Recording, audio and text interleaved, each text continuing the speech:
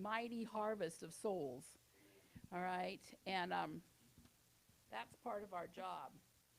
But we need to learn to sow with the same expectancy that God has. All right? We need to sow expecting. No farmer goes out and sows seeds and then wonders if he's going to get it, or, well, I sure hope so, but I might not. You know, I don't want to expect too much or anything like that. No, the farmer gets out there and does the work because he expects the harvest. He needs the harvest. He's counting on it, right? Amen. So we need to attach that same mission whenever we do anything with our resources, time, money, talent, any of those things. We need to give it a mission because we're sowing that, all right? So our verse for today is Genesis 8:22. While the earth remains, and this is an important line, while the earth remains, seed time and harvest, cold and heat, winter and summer, and day and night shall not cease.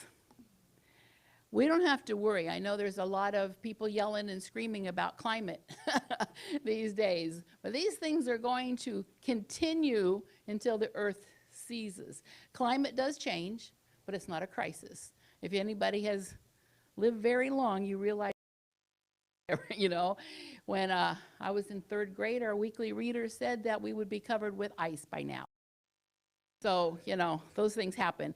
But we do know that the earth, as long as it's here, and it won't be forever, because there are things, right? There's things written in Revelation, there's things written in Daniel, but we cannot ignore the law of sowing and reaping the harvest. So in order to reap, we need to sow.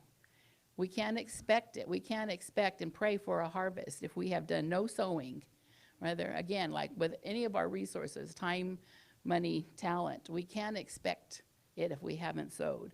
So that's the starting of the sowing and reaping, is that we have to remember that it's there, whether we partake of it or not.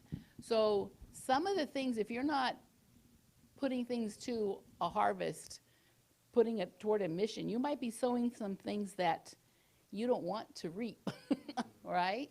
You could be sowing a lot of things you don't want to reap. So make sure that you realize this is a principle and that you're sowing the right thing. All right? So let's stand and receive the Lord's tithe this morning. We will be receiving the offering in a little bit. All right. Let's